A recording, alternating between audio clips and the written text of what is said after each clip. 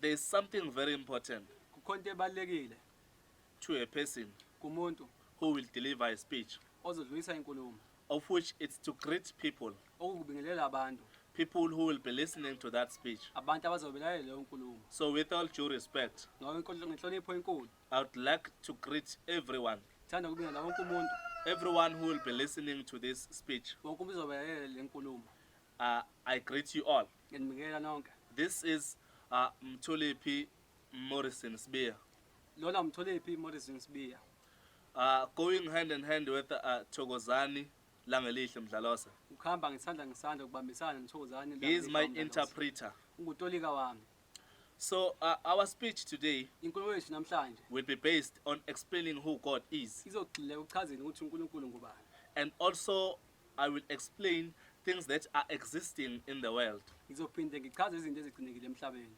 So for you to understand ukuze nina niqonde my speech, inkulumo yami, you need to listen carefully. Kumele ulalele ngokuqondisisa.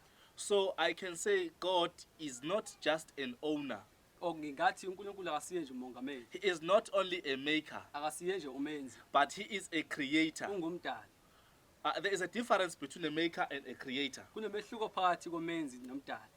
When you talk about a maker, Mawukhuluma ngomenzi, you are talking about somebody ukhuluma ngomuntu who needs resources odinga isiza kusebenza to come up with a particular product. uqhamuka neproduct ethize. But a creator Kodwa umdali needs nothing to create something. akadingi lutho ukwenza utho. So a creator can come up with something out of nothing. So umdali ngaqhamuka nonke lutho elithini. Everything becomes something Yonke into iba yutho just because he wanted that thing to be something. ngoba bekafuna ukuthi leyo nto ibe utho. So God does not live in heaven. uNkulunkulu akahlala ezulwini, He does not live in the world, akahlala emhlabeni, but he lives in eternity. uhlala emaphakadeni. By the time God was creating heaven, Ayisathi uNkulunkulu edala izulu, he already had a place to stay, wayenayo indawo yokuhlala of which it is eternity. okungesemaphakadeni. For the fact that heaven was created by God, Ngokuthi izulu ladalwa uNkulunkulu, it has got its beginning, inesiqalo salo, so it will reach an end. so izofika ekupheleni. So for the fact that God is something that will last forever, Ngokuthi uNkulunkulu uhlala ngunaphakade, cannot be found in something that will come to an end. angikatholakala into ezophela. So he created heaven, So wadala izulu also the throne. nethrone. What is a throne? Yini ke ithrone? A throne is a chair that is used to sit the kings or the leaders.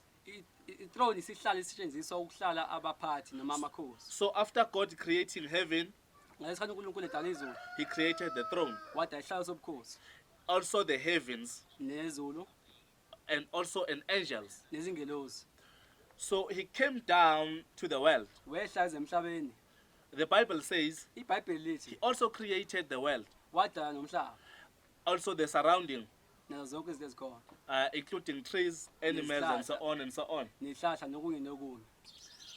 So then he began the days for those animals to live. Yena baqala izinsuku zokuthi lezo zilwane ziphile. So God is not Alpha and Omega, Akho uNkulunkulu akasona isiqalo nesiphelo. because when you say Alpha, Ngoba mawuthi alpha, you mean the beginning. usho isiqalo. When you say Omega, Uma uthi omega, you mean an end. usho isiphelo. So God is a creator of Alpha and Omega. uNkulunkulu ungumdali wesiqalo nesiphelo. He starts the beginning Uqala isiqalo, and he reaches the end. wafika esiphethweni. So everything that is existing, Ngakho yonke into ephilayo it was created by God. yadalwa uNkulunkulu. Back to the heaven. Ubuye emazulwini, God cannot be found in heaven, uNkulunkulu angeke atholakale ezulwini. because the heaven, before it becomes the heaven, Ngoba izulu ngaphambi kokuba libe izulu, it first existed in God's mind yaqala emqondweni kaNkulunkulu. as an idea of what he wants to achieve. Ngecebo lento afuna ukuyi-achieve. The person who created this phone Umuntu wadala le phone cannot be found in this phone, ngeke atholakale kule phone. because the phone, before it becomes the product, Ngoba ifoni ngaphambi kokuba ibe yi-product, it firstly existed in the mind of that person. yaqala yaphila emqondweni yalowo muntu. Only the photos Izithombe kuphela of the person who created the phone ezalowo muntu wadala ifoni can only be found in this phone. ezingatholakala kule phone. So also God cannot be found in the world, Ngakho uNkulunkulu ngeke atholakale emhlabeni. because Ngoba The world firstly existed in God's mind. Umhlaba waqala waphila emqondweni kaNkulunkulu. Only His Holy Spirit Umoya wakhe ongcwele can be kuphela found in the world. ongatholakala emhlabeni. It can descend Ungehla like the dove descending njengejuba and lehla dwell in somebody. lihlale kumuntu. Look here.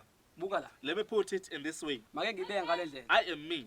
Yimi. You won't be me. Angeke uzube yimi. So for you to be me, For wena ukuze ube yimi you need to understand kumele uqonde how do I operate, ngi-operate how do kanjani. I do things. Ngizenza kanjani Let me izinto. say this again. Make ngithi futhi If you want to be me, uma ufuna ukuba yimi come to me, yiza kimi. confront me, Xhumana nami. ask me, Buza mina. how do I manage to be me?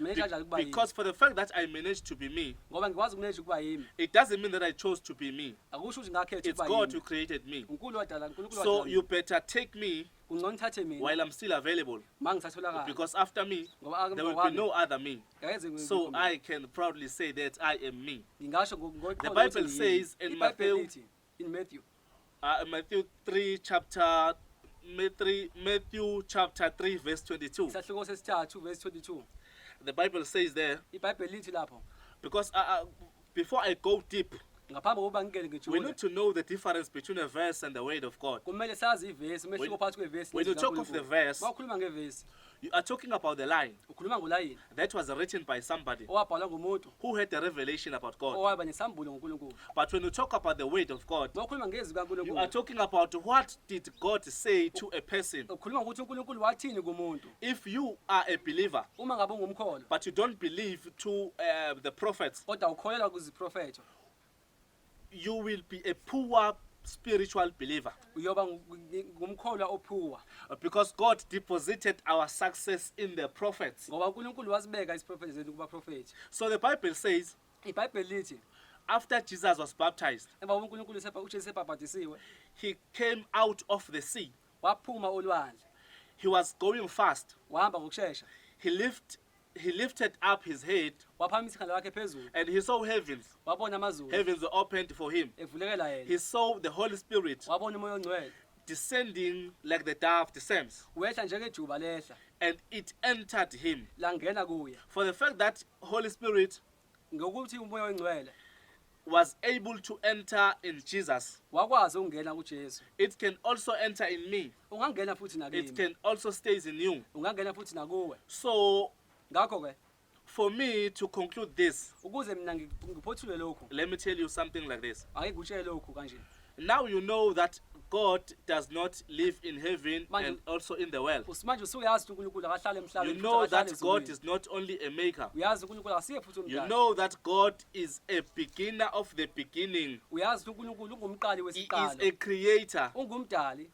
And you also know that what to believe, Uyazi futhi ukuthi ukuphi okumele you ukukholwa. also need when to do that. Uyazi futhi ukuthi uzokwenza nini lokho. Because if you know something, Ngoba uma wazi but okuthile you don't know when to do that thing, kodwa uma ungazi uzokwenza you nini will be like somebody who is interrupting uzoba umuntu ophazamisayo. because you did something right at the very wrong time. Ngoba wenza into right endaweni errong.